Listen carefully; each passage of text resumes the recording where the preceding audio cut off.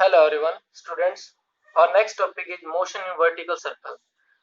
आज का जो टॉपिक है बच्चों, ये वर्टिकल सर्कल में नॉन यूनिफॉर्म मोशन को हमने चेक करना है।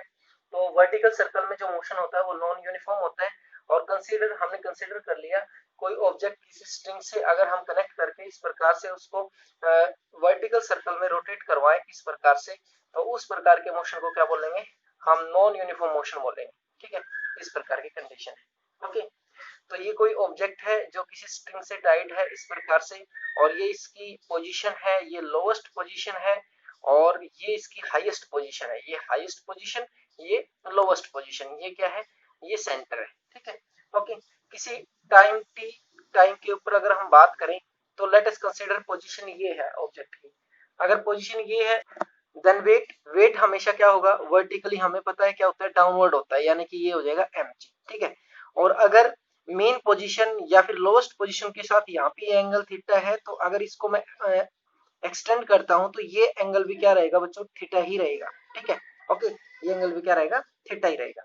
अब मैं वेट को अगर टू कंपोनेंट सिस्टम में रिजोल्व करते हैं तो अलोंग थीटा क्या हो जाएगा, mg कोस थीटा, और अलोंग परपेंडिकुलर डायरेक्शन में क्या हो जाएगा, यानी कि mg साइन थीटा हो जाएगा। क्या हो जाएगा, साइन थीटा। ठीक है, T be the tension, T क्या होती है, टेंशन होती है। टेंशन हमेशा रिजिड पॉइंट की तरफ होती है, यानी फिक्स पॉइंट की तरफ है। ये क्या है, टेंशन है। ठीक है, इसका मतलब क्या है अब कि टेंशन तो बैलेंस करवा रहा है mg कोस थीटा को, और यहाँ पे जो ये mg साइन थीटा है ये रिस्पॉन्सिबल है फॉर किसके लिए, सेंट्रीपिटल फोर्स के लिए। किसके लिए रिस्पॉन्सिबल है, सेंट्रीपिटल फोर्स के लिए। तो यानी कि फोर्स एक्टिंग ऑन बॉडी मैंने आपको सभी बता दिए कि टेंशन है, mg कोस थीटा है और mg साइन थीटा है। ठीक है, ये अलग अलग फोर्स इस पे लग रहे हैं। अगर हम रिजोल्व करें mg को तो mg कोस थीटा बना है और एक mg साइन थीटा बना है। ठीक है, net force acting towards centre, अगर बात करें इस लाइन के ऊपर तो net force acting towards centre, ठीक है ना। सेंटर की तरफ टोटल कितना फोर्स लग रहा है, तो सेंटर की तरफ देखो, अगर बॉडी सर्कुलर पाथ में अगर रोटेट कर जाती है इसका मतलब क्या है, टेंशन ज्यादा है। किससे ज्यादा है टेंशन, सेंट्रीपिटल फोर्स से। तो यानी कि टी जो है वो, यानी कि सॉरी, टेंशन ज्यादा है किससे, mg कोस थीटा से। ठीक है, तो यानी कि टी माइनस में mg cos theta, T minus में mg कोस थीटा, इन दोनों फोर्सेस में क्या है, डिफरेंस है। और जो डिफरेंस है वो क्या प्रोवाइड करवा रहा है, सेंटीमीटर फोर्स प्रोवाइड करवा रहा है। तो यानी कि ये दोनों किसके बराबर हो जाएंगे, m v square by r के इक्वल हो जाएगा, m v square by r के इक्वल हो जाएगा, क्योंकि बॉडी क्या कर रही है हमारी, रोटेट कर रही है। तो यहाँ से टी इज इक्वल टू किसके हो जाएगा बच्चों, वो हो जाएगा m v square by r plus में हो जाएगा एम जी कोस थीटा। ठीक है, एम जी कोस थीटा, ये हमारे पास क्या आ गई, टेंशन आ गई। क्या आ गई, टेंशन। ठीक है, ओके। मिनिमम वैल्यू निकाल सकते हैं टेंशन की, यहां से हम मैक्सिमम वैल्यू निकाल सकते हैं। तो मिनिमम वैल्यू ऑफ टी, ठीक है, टी की कम से कम वैल्यू निकाल रहे हैं।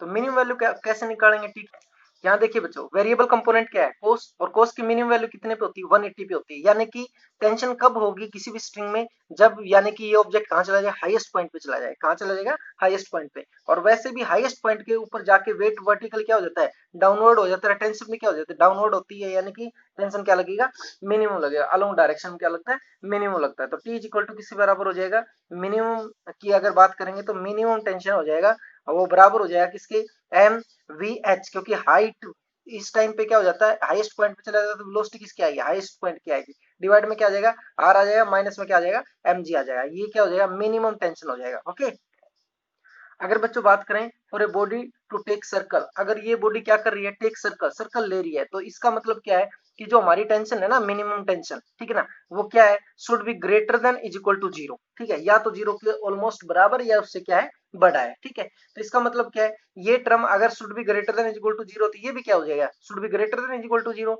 तो अगर ये should be greater than is equal to zero, तो इसको क्या लिखेंगे, m v h square by r minus में mg, और ये greater than equal to zero. इसको उस साइड लेके जाएंगे बच्चों, दूसरी साइड, तो क्या हो जाएगा, एम वी एच का स्क्वायर डिवाइड में आर, ठीक है ना, डिवाइड में आर इज इक्वल टू क्या हो जाएगा, mg। और यहां से हम क्या निकाल सकते हैं, वी एच की वैल्यू निकाल सकते हैं, greater than is equal to are G under the क्या हो जाएगा, रूट आ जाएगा। ठीक है, R G under the root आ जाएगा, क्योंकि हमारा एम से एम क्या हो जाएगा, कैंसिल हो जाएगा यहाँ पे। ठीक है, तो यानी कि ये हमारे पास क्या आ गई, हाईएस्ट पॉइंट पे वेलोसिटी आ गई। ठीक है, हाईएस्ट पॉइंट पे वेलोसिटी। तो हमने क्या निकाला सबसे पहले बच्चों, हाईएस्ट पॉइंट पे टेंशन निकाला, मिनिमम होता है, हाईएस्ट पॉइंट पे वेलोसिटी निकाला, r g under the root greater than is equal to होता है। ठीक है, ओके। नेक्स्ट है वेलोसिटी एट लोएस्ट पॉइंट, यानी कि यहाँ velocity at lowest point, L point पे फाइंड आउट करना हमने क्या, वेलोसिटी। तो बच्चों according to law of conservation of energy, energy के अकॉर्डिंग टोटल एनर्जी क्या रहती है, हर पॉइंट के ऊपर कांस्टेंट रहती है, यानी कि according to law of conservation of energy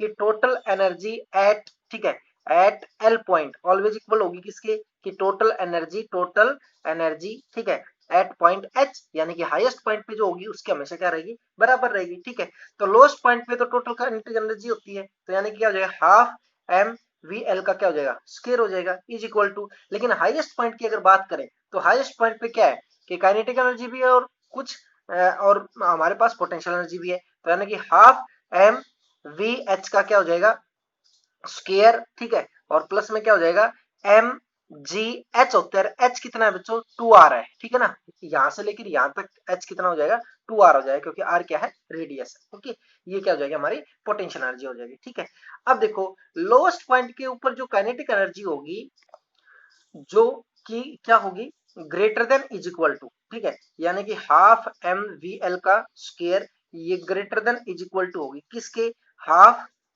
M r g, half m r g, क्या, क्योंकि हमने वीएच की क्या पुट कर दी, यहाँ पे वैल्यू पुट कर दी, प्लस में क्या जाएगा, 2mrg आ जाएगा। ठीक है, 2mrg, क्यों, क्योंकि हमारे पास वीएच की वैल्यू अभी अभी निकाली थी हमने, ग्रेटर देन इक्वल टू क्या होता है, आरजी होता है, इस प्रकार से। ठीक है, ओके, तो यहाँ से हमारे पास जब इसको सोल्व करेंगे तो वी एल की जो वैल्यू आएगी वो greater than equal to are g plus में 4rg आएगा। ठीक है, यहाँ से तो इसका मतलब क्या हो जाएगा बच्चों, इसका मतलब ये हो जाएगा, इसमें से हमने क्या किया, हाफ कॉमन लिया है। ठीक है, तो यानी हाफ से हाफ कैंसिल, एम से m cancel, v L square greater than equal to are g plus में 4rg हो जाएगा।